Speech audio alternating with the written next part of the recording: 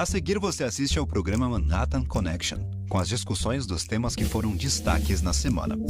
Oferecimento Avenue, sua vida financeira global e completa. E Grupo Souza Lima, em segurança e serviços todo o cuidado é pouco. Escolha quem cuida muito. Sério?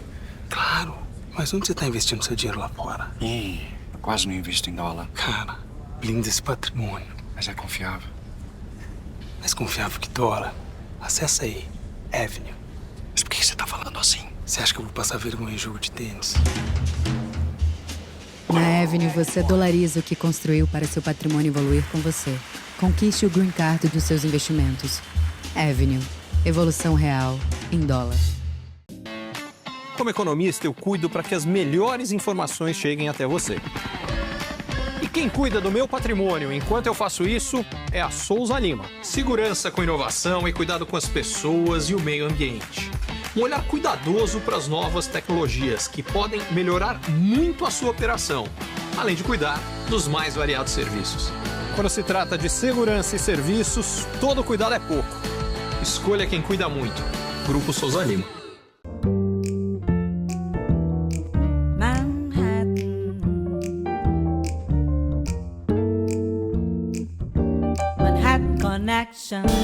ONU impotência, Netanyahu empata a paz. Estados Unidos, Viagra eleitoral. Nova York, brochada. Boa noite, bem-vindos à nossa conexão com Diogo Mainardi em Veneza, Caio Blinder e Bruno Corano comigo na praça em Nova York e nosso convidado, Leão Serva, em Londres. Mas vamos começar pelo Caio, aqui na guerra que vai... A gente não sabe, essa guerra nossa vai cessar fogo daqui a 37 dias ou não? Não, no dia 5 de novembro tem uma certeza nessa guerra. Donald Trump vai proclamar sua vitória e, se estiver perdendo, vai dizer que foi fraude. O Trump, a campanha dele não é baseada na ideia de respeitar as regras do jogo, mas ganhar a qualquer custo. Então, a ideia dele, além de minar a confiança do eleitor no processo eleitoral e na apuração dos votos, como ele já faz desde a eleição passada, é confundir ainda mais o eleitor com o aparato que ele está montando nas estruturas eleitorais estaduais. Tivemos um caso escandaloso essa semana, que foi o seguinte: ele tem 3 trumpistas na comissão eleitoral da Geórgia. Eles mudaram as regras do jogo e a contagem dos votos na Geórgia, que é um dos 7 estados que vão decidir a eleição, precisa ser manual, o que vai atrasar a apuração e confunde o eleitor. Você contagem manual acontece em caso se é uma eleição que tem 0,5% de diferença. Mas ele já decidiu isso de antemão, que tem que ser assim. Tivemos um outro caso que, nessa situação, o Trump perdeu, que foi a movimentação para mudar as regras do jogo no estado de Nebraska, que é um dos 2 estados americanos que não é o conceito de o vencedor leva tudo. Você leva todos os delegados do estado, e sim, é de acordo com a vitória em cada distrito do estado. E tem um distrito lá que é mais democrata. E se a eleição for equilibrada, esse distrito, que é do teu grande amigo Warren Buffett, Omaha, que é um eleitorado mais democrata, pode decidir a eleição. Até os republicanos do estado tiveram o bom senso, falando, você não pode mudar as regras do jogo 30 dias antes. E os casos se sucedem, especialmente nos estados decisivos. E o Trump mudou a regra do jogo, que os trumpistas mudaram a regra do jogo na Geórgia semana passada. Agora, porque eles só tinham direito a 2 votos nessa comissão. E tem 3. Aí mudaram para 3, numa trumpada, que está sendo até, vai para a justiça, e esses caras que decidiram que a contagem vai ser manual. Sabe como ele chama esses caras, o Trump? Meu pitbulls. Ele chama meus cachorrões que vão me ajudar. Eu sei que você gosta de se brincar, mas com todo respeito aos pitbulls. Mas é isso assim que eles... Porque toda a campanha do Trump é baseada no como você vai restringir os votos. Os democratas são o contrário, como nós vamos facilitar a votação. Mas o mais importante é isso, ele não vai aceitar o resultado. Vamos dar mais uma oportunidade para o Diogo errar. O Diogo, você disse aqui que a guerra eleitoral vai terminar tranquila, com o Trump com os rabos entre as pernas e sair quietinho depois da derrota. Depois dessa trampa na Geórgia, você ainda acredita que vai ser sem sangue o final? Eu reafirmo, dobro a aposta, triplico a aposta. A Câmara não vai precisar da Geórgia para ganhar essa eleição. Os estados que ela precisa são governados por democratas, que deram uma lavada 2 anos atrás nos republicanos. A instituição nesses estados está bastante fortalecida. Não vejo o menor perigo de um golpe mais perigoso do que o que nós tivemos 4 anos atrás. O que vai definir, na minha visão, e eu venho repetindo isso há algum tempo, colhendo umas impressões aqui e ali, e isso se confirmou, por exemplo, na França, acho que vai haver um comparecimento às urnas absolutamente avassalador, que vai fazer exatamente o que aconteceu na França com Le Pen. No segundo turno ali, e neste caso na eleição, a coisa vai se definir bastante rapidamente. Aliás, eu acho que a Câmara vai ser eleita antes do dia 5 de novembro, porque graças aos votos antecipados, ela já vai ter acumulado uma vantagem tão grande que é impossível de se... Mas eu acho a propósito, é impossível que esses números não aparecem antes do dia da eleição. Não, na Pensilvânia você só começa a contar os votos pelo correio no dia 5. Então, de cara, isso... Não. É óbvio que eu não disse que a contagem vai ser feita antes. A gente vai saber antes, porque nós sabemos quem pede mais ou menos, qual a inclinação, qual a tendência, qual a filiação de quem pede os votos pelo correio. A gente vai saber a quantidade de eleitores e comparar esse número aos números dos anos anteriores. Esses cálculos vão ser feitos. A gente vai saber antes do dia 5, a gente vai saber quem ganhou. Agora eu entendi. Você vai calcular pelo número de pessoas que já votaram, já terão votado. Vai haver um comparecimento maciço. Que são mais democratas que republicanos. Os que votam pelo correio são... Ora, Bruno, os números tinham melhorado para a Câmara. Semana passada, o Trump chegou a passar na frente em algumas pesquisas. E hoje você disse que a Câmara está de novo na frente. Hoje de manhã, o New York Times publicou uma pesquisa onde a Câmara volta a ter 49% e o Trump 46%. Essa realidade das pesquisas é muito semelhante ao que tem acontecido no Brasil. Diferentes institutos dão diferentes números e nem sempre, tudo bem que dentro da margem de erro, mas nem sempre se confirma com a mesma exatidão que foi publicada antes. Quando você diz que eles se achataram, chegou a ter uma diferença de apenas 1 ponto. Agora, mais importante do que isso, para quem está assistindo, eu acho que a complexidade da situação eleitoral aqui é que a base dos dois candidatos é muito sólida e é uma microfração que vai definir para um lado e para o outro. E para piorar, o voto não é obrigatório e são poucos estados. E aí é onde vem o alívio, porque o Caio, vocês devem estar muito por dentro disso. Dos 7 estados, 4 a Câmara está liderando com uma certa folga. Para uma disputa tão apertada, ter 2, 3 pontos é uma folga. Então, ela parece descolado em Nevada, que é uma surpresa. Nevada, os números, ela está bem fora da margem de erro em algumas pesquisas. Wisconsin menos e Michigan. E voltam, se ela ganhar nesses 3, e Pensilvânia é impossível, porque ela está empatado, né? Então, mas não vamos esticar isso não. Agora, no começo, quando ela entrou... Ela estava lá embaixo. Estava lá embaixo, estava com 3 ou 4 pontos para trás. Para trás. Não há a menor dúvida. O que não mudou ainda, discordando do Diogo, é o seguinte, ela recuperou muito a base democrata, mas ela não atingiu ainda o patamar do Biden em 2020 entre eleitores jovens, negros e latinos. Ela tem mais... Ninguém sabe isso. Não, são as pesquisas. São as pesquisas. Não, a pesquisa. Ela pode chegar... Ela tem mais um mês ainda. Ela tem mais... Todas as pesquisas dos Estados Unidos são feitas com os eleitores, são baseadas na escolha de 4 anos atrás. Eles fazem uma comparação. Se neste território votaram 18 pessoas para um, 17 para o outro, eles pegam representantes de cada um nesses 2 estados. Ninguém sabe...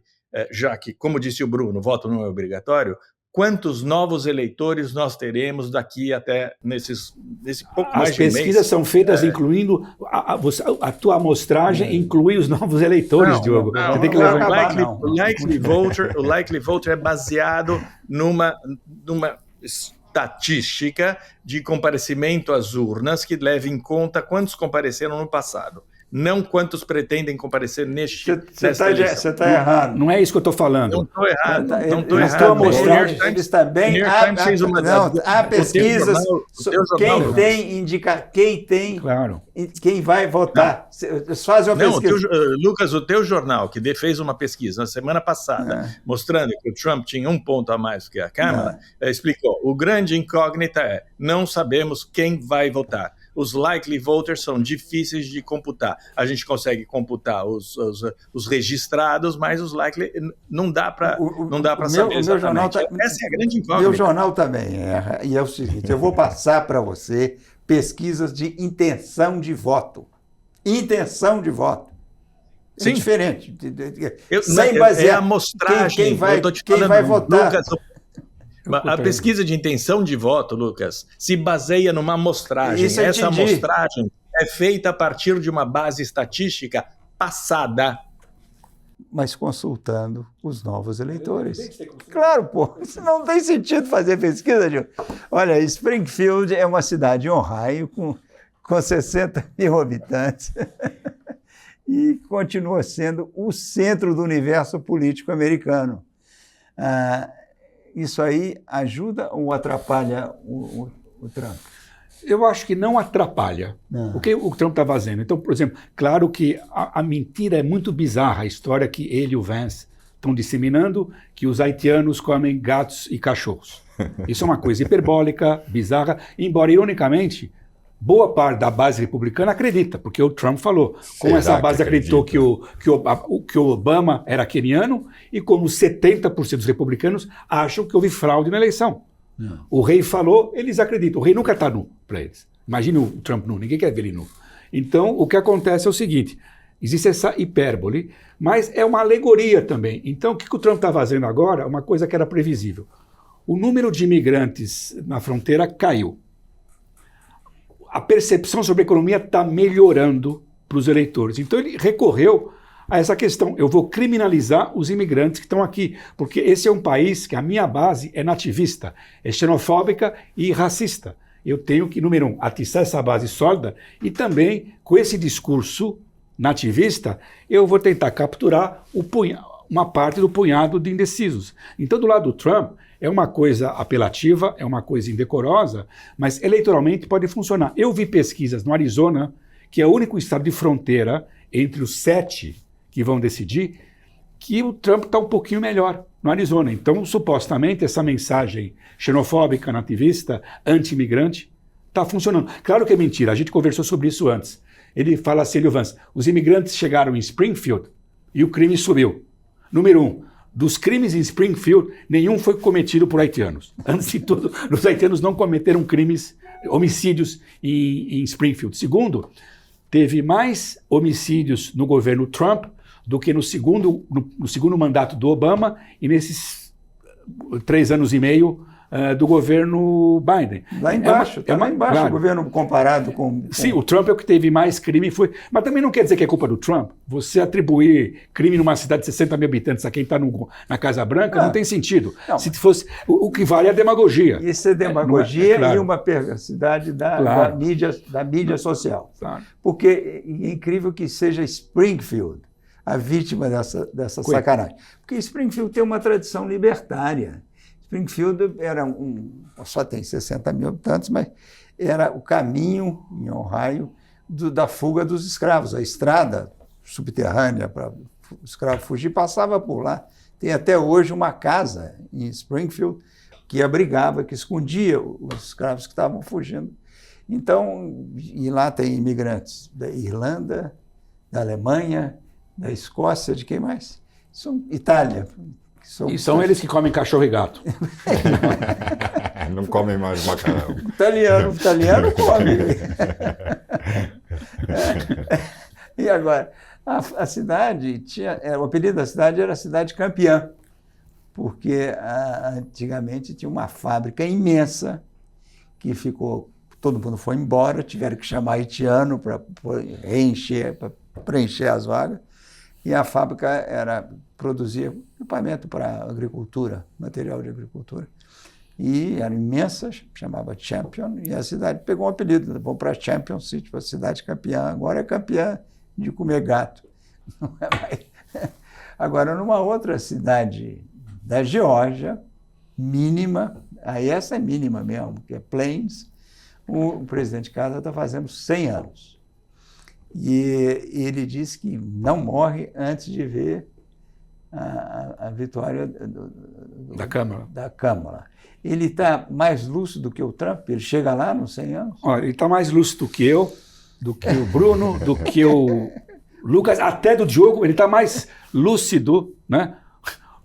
Os netos do Carter estão mais lúcidos que o Trump. Os bisnetos do Carter estão mais lúcidos do que o Trump. Mas é uma força de vontade incrível, né? Ele já está declarado que não quer mais cuidar dos médicos, né? E quer aguentar o tranco pelo menos até novembro. Espero que ele consiga. Ô, Diogo, na terça nós vamos ter um debate que eu acho que vai ser muito divertido, dos candidatos a vice. Mas eu não sei se vai fazer alguma diferença nessa campanha. O que você acha? O mundo político acha que o debate vice-presidente não conta nada, mas o J.D. Vance é tão desastrado e tão desastroso que ele pode provocar um medo ainda maior no eleitorado trumpista, porque a gente sabe que o Trump é senil, a gente não sabe se ganhando as eleições, ele não vai ganhar, ele vai perder. Vocês não entendem patavina de pesquisa, falam bobagem, vocês não têm a menor ideia de quantos eleitores vão às urnas. Se vocês soubessem quantos eleitores vão às urnas, tudo bem, vocês não sabem. De qualquer maneira, pode ter uma influência porque vai dar medo. O J.D. Vance dá medo, vai dar medo mais uma vez, vai aterrorizar. E o Waltz é muito simpático, muito bem falante, então a probabilidade de que ele coma devore o J.D. Vance é enorme. Eu ficaria muito surpreso se isso não acontecesse. Eu achei que você ia falar, vai comer gato e cachorro. Diogo acertou, parabéns, Diogo. Eu concordo com o Diogo dessa vez. Acertei. Vamos fazer uma amostragem. Aqui é a amostragem. Quem acha que o Diogo acertou? Faz uma amostragem. Sem margem de erro. A amostragem é a seguinte: eu quero que vocês reconheçam no dia seguinte a vitória da Câmara. Eu quero que vocês aqui no programa reconheçam que eu acertei tudo o que eu falei. Eu pinto minha barba de laranja. Eu vou pintar de laranja minha barba. Eu exijo isso. Você e o Caio começaram essas conversas todas dizendo: mata o Biden. Exatamente. Aí vocês acertaram pela metade. Ninguém falava em Câmara, não. Nem os democratas falavam em Câmara. Não diga isso. De jeito nenhum. Não, a premissa é que se saísse o Biden ia ser a Câmara. Isso aí havia um movimento grande para botar um jovem candidato como vice. Dar um golpe na Câmara também. Isso é a Fox que fala. Isso não tinha jeito. Washington Post. Editorial do Washington Post. Você não ia dar um golpe na vice. Teria sido uma possibilidade. A Câmara surpreendeu a todos. É verdade. Ela saiu muito melhor como candidata do que todo mundo imaginava, porque a gente tinha a lembrança dela de 2020 em que ela quebrou a cara. Então, era meio assustadora a perspectiva de ter a Câmara como adversária do Trump. Mas todo mundo sabia que saindo o Biden, ela era a primeira da fila. Segunda vez que eu concordo com o Diogo em 2 minutos. Em 2 minutos, 2 vezes que eu concordo com o Diogo. E o bom senso, que vocês não reconhecem, do Biden. Está esticando o programa. Genialidade do Biden. Agora nós voltamos no intervalo com a guerra, uma guerra que sangra e não quer terminar. Sério? Claro. Mas onde você está investindo seu dinheiro lá fora? Eu quase não invisto em dólar. Cara, blinda esse patrimônio. Mas é confiável. Mais confiável que dólar. Acessa aí. Avenue. Mas por que você tá falando assim? Você acha que eu vou passar vergonha em jogo de tênis? Na Avenue, você dolariza o que construiu para seu patrimônio evoluir com você. Conquiste o Green Card dos seus investimentos. Avenue. Evolução real em dólar. Como economista, eu cuido para que as melhores informações cheguem até você. E quem cuida do meu patrimônio enquanto eu faço isso é a Souza Lima. Segurança com inovação e cuidado com as pessoas e o meio ambiente. Um olhar cuidadoso para as novas tecnologias que podem melhorar muito a sua operação, além de cuidar dos mais variados serviços. Quando se trata de segurança e serviços, todo cuidado é pouco. Escolha quem cuida muito. Grupo Souza Lima. Manhattan Connection. Estamos de volta com o Caio e os sinais vitais da ONU. Qual é o pulso da ONU? É fraquinho, né? Você tem uma frase clássica que diz o seguinte: a ONU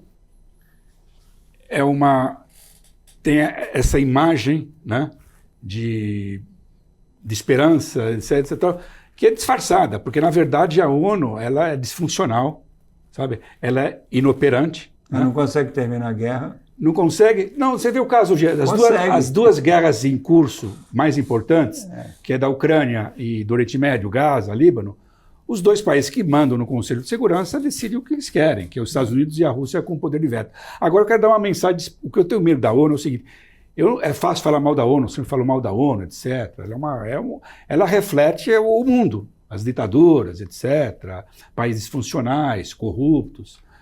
Mas ela é muito útil nessas questões que envolvem desastres humanitários, desastres naturais. Existe uma coordenação global contra o negócio de mudanças climáticas, ela trabalha bem nessas áreas. Eu temo muito o Trump, porque o Trump é um inimigo de qualquer tipo de conversa multilateral. Então ele vai detonar ainda mais a ONU, inclusive nessas tarefas que ela se mostra essencial. São as tarefas menos políticas. Mas não é só isso. A ONU é uma grande câmara de ressonância. Claro. Quando começa uma guerra, se não existisse a ONU, a guerra podia avançar com muito mais rapidez. Não, eu discordo. Aí, quando você tem a opção da ONU, você tem tempo de conversa. E de conversa. E com isso a guerra não cresce. Lucas, eu vou dar um exemplo. Existe o Conselho de Segurança da ONU, há 18 anos, adotou a Resolução 1701. O que é a Resolução 1701? Acabou a guerra entre Israel e o Hezbollah.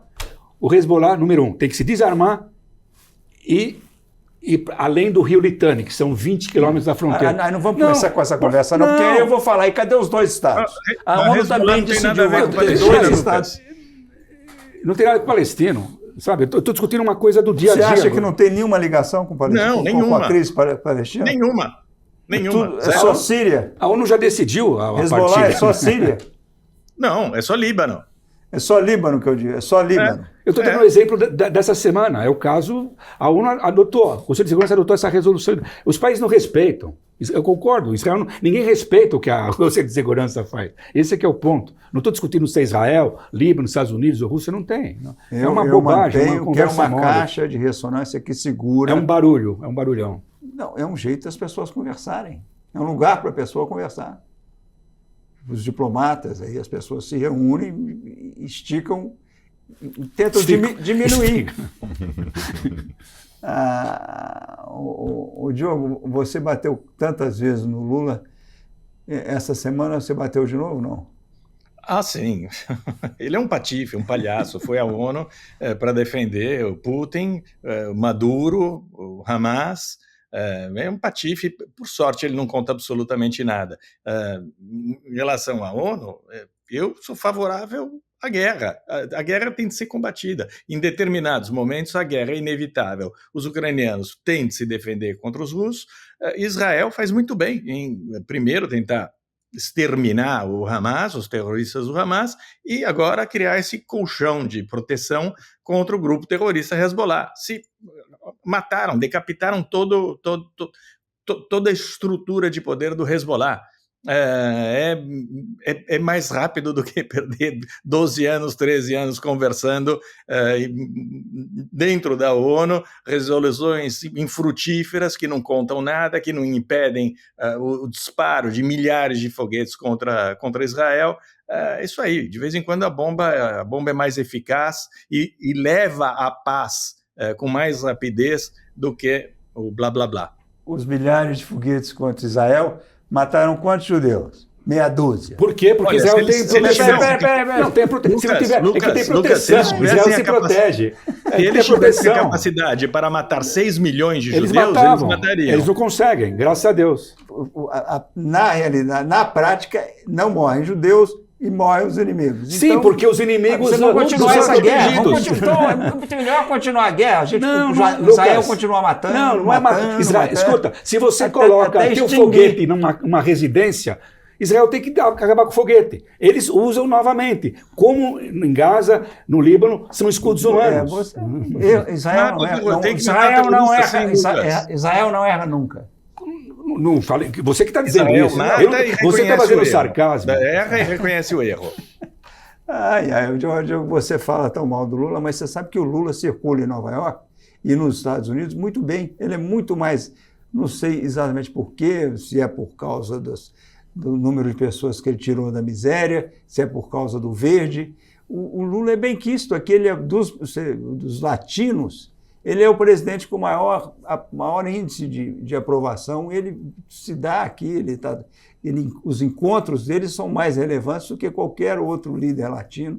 Aqui na Europa também, e ele é ouvido incrivelmente. Agora, por exemplo, que ele está tentando montar com a China, ou ele é comparsa da China, nessa tentativa de dar metade da Ucrânia, ou 20% da Ucrânia, à Rússia. Ele é citado, sem dúvida nenhuma. Ele é tão respeitado quanto era no departamento de propinas da Odebrecht. Caio, dá uma resposta bem curtinha. Israel vai invadir o Líbano? Eu acho que Israel ainda não decidiu. Né? Quem gostaria que Israel invadisse o Líbano seguramente é o Sinwar, o líder do Hamas em Gaza, porque ele quer uma segunda frente. Supostamente o Hezbollah e o Irã não querem uma guerra total, porque eles vão se ferrar numa guerra total. Israel vai sofrer, todo mundo vai sofrer com uma guerra total. Eu acho que Israel não decidiu ainda, vai defender da evolução dos acontecimentos ou uma provocação grande. Se um desses mísseis... Não, versão curta. Não, Israel não decidiu ainda. Não decidiu. Não vai invadir. Foi o que o Mossad me disse. Foi o que o Mossad me disse. Não vai invadir. O Mossad me disse que eles não. decapitaram o Hezbollah, não há por que invadir. Eles vão invadir só a faixa... Não, vão invadir a faixa sul do Líbano. Isso sem dúvida. Então vão invadir a faixa sul. Vão chegar a Beirute. Não, nem isso foi decidido. Não foi. A resposta certa, não está decidido. O Mossad não decidiu. Aí a gente teria economizado 2 minutos. Tá. Agora vamos, Diogo, você acha, também em menos de 1 minuto, você acha que o Zelensky está espalhando aí que ele ganha a guerra da Rússia? Você acha que ele ganha?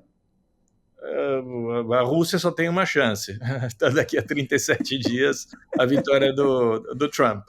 Sem isso, Putin já perdeu a guerra. Ele pode até conquistar meio quilômetro aqui, meio quilômetro ali, mas a guerra está perdida. E ele vai pagar por isso. Vai pagar pessoalmente, mas a Rússia vai pagar por anos e anos e anos os danos da guerra. Nós voltamos no próximo bloco com o nosso convidado, que é um jornalista mais bem informado do que nós, ex-chefe nosso na TV Cultura. Agora o Leão é diretor internacional em Londres.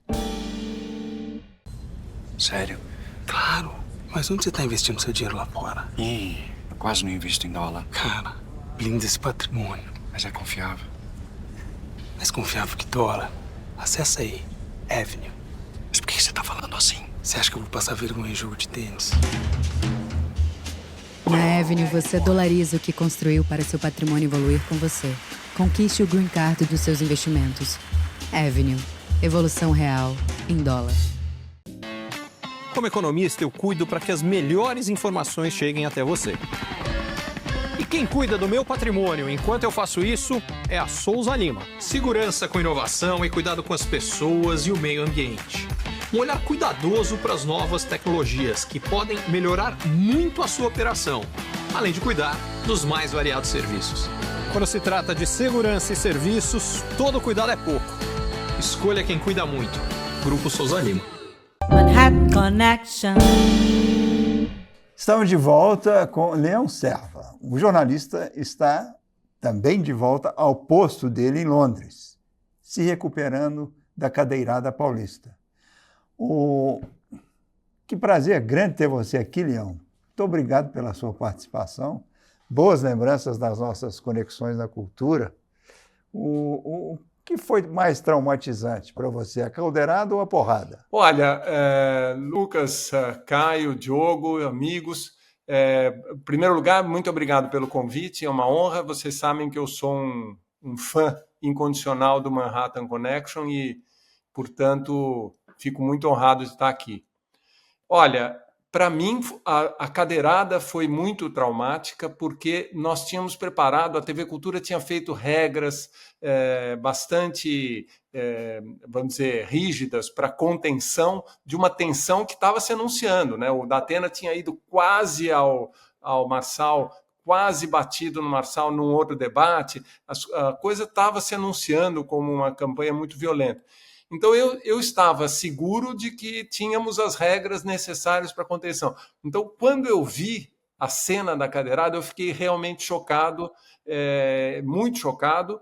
Eu acho que a porrada foi muito grave, porque, como dizem os advogados, voltaram a delinquir, mas, além disso, foi também foi mais forte, mas foi um assessor contra um outro assessor. A cadeirada do Datena no Marçal é candidato com candidato, né? Você acha que foi premeditada, Leão, a cadeirada? Não, eu acho que foi premeditada a provocação. Acho que o Marçal trabalhou o tempo todo para provocar, para desestruturar e para fazer uma cena, para provocar uma cena caótica num debate organizado. Acho que tem várias razões. A minha primeira impressão era de que ele fazia isso para revelar, digamos assim, uma face desestruturada dos adversários, diminuí-los. Depois passei a achar que ele tinha um objetivo de tirar voto do Datena. O Datena não planejou dar uma cadeirada, duvido. Leão, eu não sei se ficou claro que você era o cara que estava conduzindo. Era quase a cadeira, né? Eu não sei. Eu quase. Agora, então você aparece no momento. É muito engraçado. Você chama o comercial. Aquilo foi um ato reflexo, porque nós tínhamos brincado, eu e a Marília Assef, que é a diretora de jornalismo da TV, a gente brincava, olha, o que vai acontecer se armar um barracão, se houver no limite, se estapearem e tal, ou se houver uma coisa muito fora do contexto. Aí então, ela dizia, combinamos, olha, chama os comerciais e chama o intervalo e no intervalo resolvemos o problema. Então eu brincando dizia assim, nossos comerciais, por favor. E naquela hora o que me saiu foi a frase do Flávio Cavalcante. Tinha duas referências ao Flávio Cavalcante no texto, no meu texto. O primeiro era Boa Noite, Brasil, que era o nome de um programa dele, e que eu abria o debate falando Boa Noite, Brasil. O Marçal não tem a mínima ideia que é Flávio Cavalcante. O Datena talvez... Datena certamente conheceu o Flávio Cavalcante. Frase para ele. Leão, a minha curiosidade, a minha dúvida é o seguinte, uma coisa que a gente tem que reconhecer é que o Marçal trouxe uma dinâmica para essa disputa eleitoral que os outros candidatos não estavam acostumados, pela origem dele, desse universo digital, por ele ser um influenciador. A surpresa é que ele está prosperando bem. Algumas pesquisas colocam ele em terceiro, outras colocam ele melhor posicionado. A pergunta é até onde esse fenômeno vai se repetir. E caso... Eu acho que tem várias ponderações aí para serem feitas. Se for para o segundo turno, ele e o Ricardo Nunes, vai ser a primeira vez na cidade de São Paulo que dois de direita vão disputar. E não só isso, qual o reflexo disso na política nacional como um todo? Porque ele, em algum grau, ele causa ali uma fratura nesse bolsonarismo, não? Sim, ele causa uma fratura no bolsonarismo se os dois forem para o segundo turno, são dois candidatos, digamos, que reivindica o apoio do Bolsonaro e o outro que tem o apoio do Bolsonaro. Eu acho que esses candidatos populistas são candidatos digamos assim, de corrida de 100 metros rasos. não são... o sistema, para eles, não funciona um sistema, digamos assim, de uma maratona. E há várias coincidências têm favorecido essas candidaturas. Uma é que o Brasil tem cada vez mais reduzido as suas campanhas eleitorais. Isso não é um problema, da Inglaterra também é curta, mas o sistema, por exemplo, americano, que você tem 2 anos conhecendo os seus candidatos, expõe esses candidatos populistas, digamos, vazios de conteúdo, mas de grande capacidade de comunicação, há um desgaste natural. Então, a longa campanha americana... Leão, o Trump desmente essa tua teoria. Não, mas eu não acho que o Trump seja um candidato populista clássico. O Trump tem uma coisa, quer dizer, ele tem resiliência na mensagem que ele faz. O Marçal não tem, vamos dizer, se você juntar 4 ou 5 frases do Marçal, não sai um Trump. Tá certo? O Trump governou. Não. O Trump também não consegue 4 ou 5 seguidas. Bom, pode ser. Eu não quero falar do Trump. Mas então eu acho que esses candidatos não aguentam muito uma campanha de longo prazo. Só que as campanhas no Brasil estão ficando cada vez mais curtas e, ao contrário dos Estados Unidos ou da Inglaterra, é proibido fazer campanha antes da campanha, tá certo? Então, um belo dia a campanha começa, você não teve tempo de conhecer a figura, porque ele acabou de aparecer do nada, e rapidamente, então, você vai à urna. Então, isso tende a favorecer certos caras muito bons de comunicação e muito ruins de base partidária e de, propriamente, programa, ideias, etc. É o caso do Marçal, muito tipicamente. É um pouco um caso do Bolsonaro também. Quer dizer, você imaginar, o Bolsonaro tinha 30 anos como deputado, mas a gente não conhecia o deputado Bolsonaro. Tá certo? O deputado Bolsonaro aparece para a maior parte das pessoas no Brasil em 2018. E agora o Bolsonaro tem lá um programa, tem uma série de coisas que ele fala, etc. E tal. Ele é um candidato, digamos assim, completo. Tá certo? Eu acho que o Marçal não tanto, e acho que rapidamente ele bateu no teto por conta dessas atitudes extremadas. Me parece que ele está fadado ao 3º lugar, mas pode ser que não. Meus filhos, que me conhecem melhor do que os meus leitores, dizem que eu erro muito dos meus palpites eleitorais. Então, bem-vindo ao Manhattan Connection. Bem-vindo ao Time Connection, ao Caio Connection. Eu não. Agora que você me deu esse... Posso fazer a pergunta? Ô, Leão, minha pergunta é a seguinte. Se o Marçal... ele não é uma espécie de bode na sala. Mas a sala, mesmo sem o Marçal, continua muito fedida. Pelo menos nesse fim de semana, uma semana antes da eleição, o candidato com a menor taxa de rejeição é a Tabata, que na corrida ela está com 1 dígito, ou seja, continua uma porcaria, sabe? Marçal, sem Marçal, isso é São Paulo. Você é de Bauru, né? Mas você como um paulistano, essa é a nossa cidade? Olha... Eu diria o seguinte, que São Paulo teve, nas últimas décadas, digamos, uma política bastante de muita qualidade.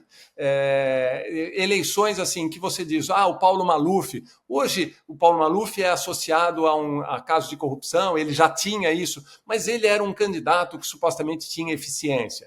Ele se contrapunha a candidatos de esquerda que supostamente discutiam, aliás, que objetivamente discutiam um programa e etc. e tal. Hoje se degradou muito e eu tenho dificuldade de entender o que aconteceu, porque a política se degradou completamente. Você pega 4 anos atrás, a eleição em que se defrontaram no segundo turno o Boulos e o Bruno Covas, foi uma eleição assim, muito interessante de discussão de ideias e etc. e tal.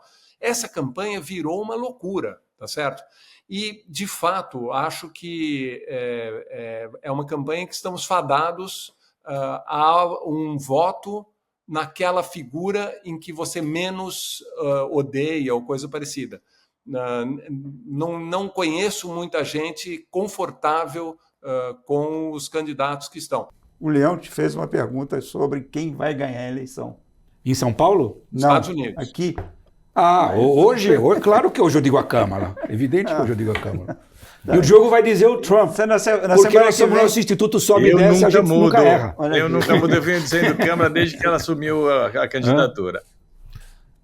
Eu também. E daí? Até aí, desde que ela assumiu, eu também falei que foi a Câmara. E daí?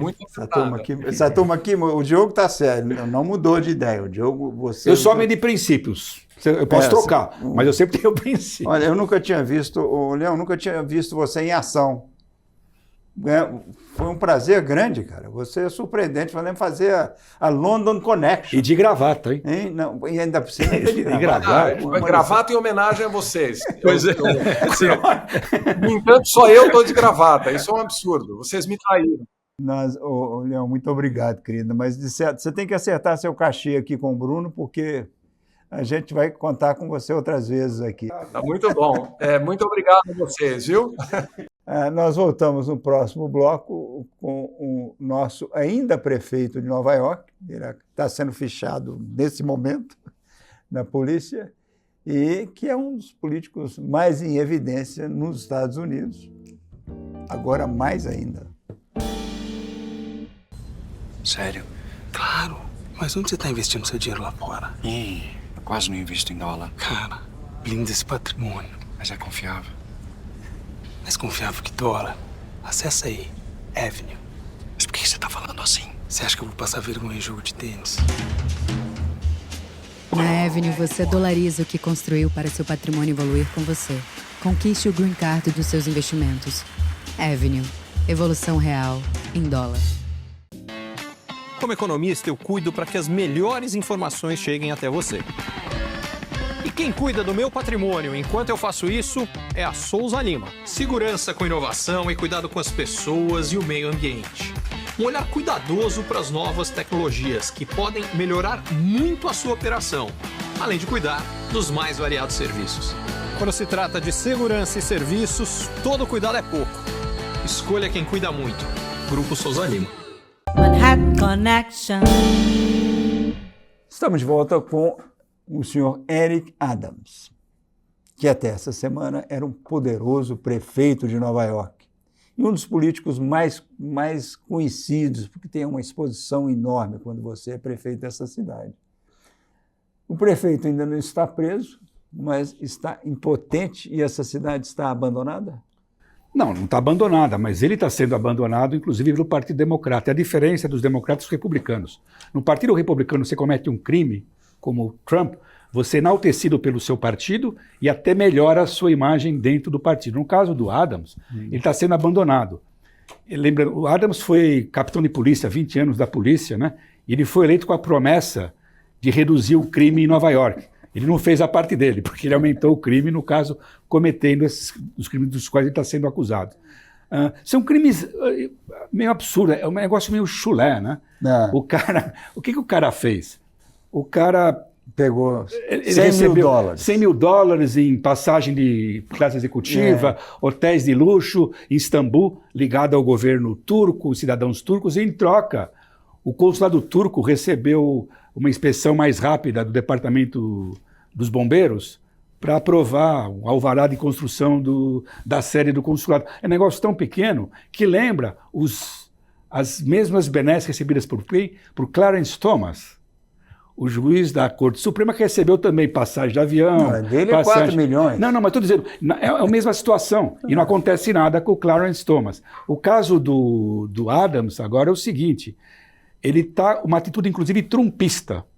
Ele está acusando o governo Biden, o Deep State, de persegui-lo porque ele cobrou do governo Biden uma atitude mais dura em relação aos imigrantes que foram despejados em Nova York pelos governadores da Flórida e do Texas. Então, isso é uma conspiração do departamento do FBI, do Departamento de Justiça, e é uma ironia, porque esse mesmo Departamento de Justiça que é acusado pelo Trump de persegui-lo é o mesmo que está indiciando o Eric Adams, que é o prefeito, indiciou o nosso senador, o Menendez, em New Jersey, e o Hunter Biden. São democratas. Democratas. O que tem em todos esses casos, que me impressiona em Nova York, realmente é uma cidade cosmopolita, é o papel desses governos estrangeiros para se meter e subornar na cidade. Temos o caso agora também da governadora de Nova York, não ela, mas a sua chefe de casa civil, chinesa, era metida com o governo chinês. Okay. E tem uma teoria que o Adams também tem ligações com o governo chinês e com ONGs ligadas à ditadura chinesa aqui em Nova York. Isso vai ser um outro escândalo. Você esqueceu uma e a mais importante. Qual Tem dela? 10 milhões de dólares sumidos, supostamente vindos do Egito. Isso conexão egípcia. Não, isso é para o Trump. Não, tem a conexão. Isso é para o Trump. Os 10 milhões é para o Trump. Os 10 milhões de dólares é para o Trump. Tem a conexão do Adams. Então o Egito está dando dinheiro para os dois partidos. O Egito é um governo. Pois é, agora. Mas o caso do. Essa ironia que eles fazem essa cobrança do Adams por causa dessa merreca da Turquia. E como se isso. Não, eu acho que isso reflete. Essa denúncia contra o Adams vai ter um reflexo, assim, um momento de reflexão aí. Se os democratas, se o governo do Biden persegue democratas, por que ele não vai perseguir o roubo republicano? Eu não acredito. Mas eu tenho uma pergunta para você, Lucas. Você está aqui em Nova York, você é o mais nova-iorquino de todos nós, você está desde não sei quando. Você já viu um escândalo dessas proporções? Lembrando que ele é o primeiro prefeito, ele é o primeiro prefeito acusado criminalmente em Nova York. Eu estou surpreso. Em 110 prefeitos de uma cidade como Nova York, ele é o primeiro a ser acusado criminalmente. E foi lá hoje de manhã para se apresentar na polícia. Você teve outras grandes sacanagens com prefeitos, como o Dinkins.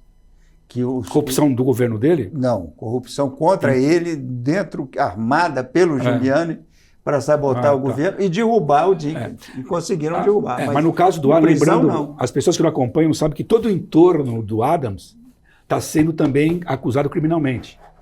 Se não acusaram criminalmente, os caras... todo mundo... aliás, a campanha dele era contra os ratos também, né? Todos os ratos estão saindo do que é uma campanha nobre. E você sabe que ele próprio, agora que eu descobri, ele tomou uma multa de $300 em infestação de rato no apartamento dele. O próprio Adams. Diogo, o prefeito está no sufoco, uma acusação histórica, e você acha que a única coisa que sobra para o Trump são os imigrantes. Todos os outros argumentos dele, mais ou menos, foram desmontados. Por que minha teoria é que essa acusação contra o Adams pode acertar no calcanhar do Trump, ou não? O Trump foi um dos poucos políticos que mais ou menos defendeu o Adams, né? Embora ele seja democrata, o Trump não é que foi no cangote dele. Provavelmente porque eles são cúmplices em alguma tramóia, como você mencionou, ou exatamente por causa disso, porque o Adams denuncia o impacto nefasto da criminalidade de imigrantes na cidade de Nova York. E esse de fato, é o último bastião do trumpismo, e é onde ele ainda pode captar alguns votos. Embora esteja sendo desmontado tudo isso com um argumento bastante sensato da Câmara de que os republicanos foram impedidos pelo próprio Trump de aprovar uma lei mais dura contra a imigração ilegal. Então, sobrou pouca coisa para o Trump. O que a gente viu nessa semana foi, inclusive, essa reunião desesperada que ele teve com o Zelensky, depois que o Zelensky se reuniu com o Biden, se reuniu com a Câmara, se improvisou esse encontro que havia sido mais ou menos desmarcado entre o Trump e o Zelensky, mas, obviamente, conta muito voto, né? Num estado como a Pensilvânia, que fabrica armamentos, que tem poloneses, que tem ucranianos, o Trump está correndo atrás. Desde o começo da campanha da Câmara, o Trump está correndo atrás. Esse argumento de que a Câmara os democratas tinham uma proposta para acabar com a entrada dos imigrantes ilegais, esse já foi usado, esse é forte, mas os republicanos não se comovem. Um outro que eles deviam usar é o seguinte: por que nós temos 200 mil imigrantes ilegais em Nova York? Porque os texanos, porque o outro homem da Flórida, o governador da Flórida, despacharam esses caras para cá. inclusive as gangues, a gangue, né, do Trem de Aragua, que é uma gangue criada na prisão na Venezuela. Numa prisão da Venezuela. É uma espécie de PCC, o PCC venezuelano, né? Comando Primeiro venezuelano. É um negócio monumental, porque quando a polícia finalmente entrou, eles encontraram uma cidade com tudo funcionando. Boate, comércio, clubes de esporte, armas, venda de armas. Isso num presídio venezuelano, né? Isso no presídio. E lá estava... Mas a gangue atuando aqui é o discurso, desculpa repetir, é o discurso do Trump. As gangues dos imigrantes estão ocupando nossas cidades. É o mesmo discurso que você tinha há 100 anos, há 120 anos na ativista. Chegou a máfia. Os imigrantes italianos, os imigrantes judeus, os imigrantes irlandeses são criminosos, eles são tuberculosos, são não sei o quê. É o mesmo discurso que você via na virada do século XIX para o XX. É a nova, outra vez. A gente tem 200 argumentos contra o Trump, mas surgiu um novo. E eu não sei se vai fazer diferença, mas é um dos melhores deles, que é o argumento do filme da Maddow, que é a melhor jornalista americana, homem ou mulher, na televisão. E o filme dela se chama From Russia with Lev. Lev foi aquele canalha ucraniano que conseguiu montar toda a operação contra os Bidens na Ucrânia, que provocou impeachment. Até teve impeachment do Hunter, destruiu a vida do Hunter e estragou muito a vida do Biden. E ela faz um filme que é tão bom, Raquel, não falei o primeiro nome dele, Rachel Maddow, que mostra a intimidade, como o Trump fica à vontade quando ele está no meio mafioso. Só tem bandido, é bandido dentro da casa, porque ele guardou tudo. O Lev, o bandido, o mafioso, ele documentou tudo, tem uma pilha de tapes dele encontrando e combinando tudo, dele na Casa Branca, dele em Mar-a-Lago. E o Trump fala, nunca encontrei ele gravou isso. Escondido também, né, Lucas? Ele gravou escondido, pois é, o cara é bandido mesmo, ele era um bandido treinado, vacinado. Então ele se precaveu. E o filme é tão forte, mas depois que você tem tanta denúncia contra o Trump, que a menos que se ele matar o cara na Quinta Avenida... Ele tem razão. Ele está solto. É normal. Escuta, eu vou chorar. Se eu não mostrar esse livro, eu vou chorar. Eu achei que você quisesse ir ao banheiro. Não. Porque eu escrevi a contracapa do livro. Minha amiga Beth Steinberg escreveu esse livro, que é a saga de imigrantes que fugiram do Holocausto, foram para o Rio de Janeiro, e é uma história de encontros, desencontros e reencontros. Então, parabéns pelo livro, minha amiga Beth Steinberg. Parabéns para você por ter me interrompido. Se você ia... Ô Bruno, estão espalhando por aí que, além de brochar, Nova York vai quebrar com uma bolha imobiliária. Que bolha é essa? Nova York não tem bolha, é um dos mercados imobiliários mais sólidos, que melhor se corrige, que tem muita demanda porque tem limitação de espaço. Então, isso não faz sentido. Onde tem bolha imobiliária? Saiu uma publicação do UBS de que eles ranquearam como as 20 cidades que estão mais importantes, imobiliariamente falando, como elas estão se comportando. E Miami é a número 1 de que os preços estão hipervalorizados, totalmente fora de qualquer noção, e de que eles dizem que lá tem uma bolha. Só que eu vou expandir essa pesquisa não considerou 2 mercados, que um já explodiu e o outro está em vias de. O primeiro, o chinês. A economia chinesa sempre dependeu muito do mercado imobiliário, por quê? Imagina só, você é um chinês, você ganha dinheiro, você não tem liberdade para investir em ativos fora. A Bolsa de Valores chinesa tem suas limitações. Então, para onde ia todo esse dinheiro? Para o mercado imobiliário, que cresceu demais e agora tem prédios e prédios todos encalhados, cidades fantasmas e tudo mais. E o outro dado que essa pesquisa não traz, na minha opinião, é intencional, é o mercado imobiliário russo.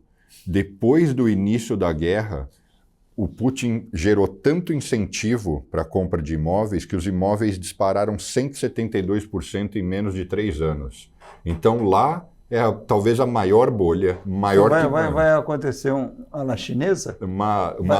A la japonesa. Não, a China é que está... Não, mas a grande crise 10 imobiliária... milhões de apartamentos vazios. Isso vai ser mais potente que o míssil de longo alcance que o Zelensky não consegue descolar dos americanos. Essa bolha explode e ferra... É isso que a economia russa está crescendo. Esses dados não são confiáveis. Não acho que são... Muito obrigado. Nós ficamos por aqui, mas o Caio hoje vai ter a palavra final para nos contar onde vai a Fabi. É uma coisa que eu não faço. Eu não tomo cerveja, não tomo álcool, mas a Fabi foi na festa da cerveja lá em Wall Street, no Financial District. Oi, pessoal do Manhattan Connection, pessoal que está assistindo aqui, eu sou a Fabiana Saba e hoje eu estou na rua pavimentada mais antiga de Nova York, a Stone Street.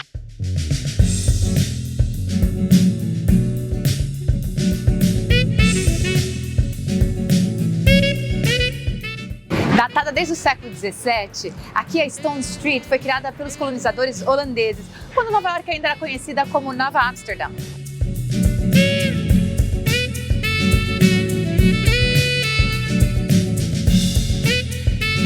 A Stone Street fica fechada aqui para carro e faz vários festivais. O que está tendo aqui agora é o Oktoberfest, que fica até 26 de outubro, todos os sábados. Venha curtir. Cheers!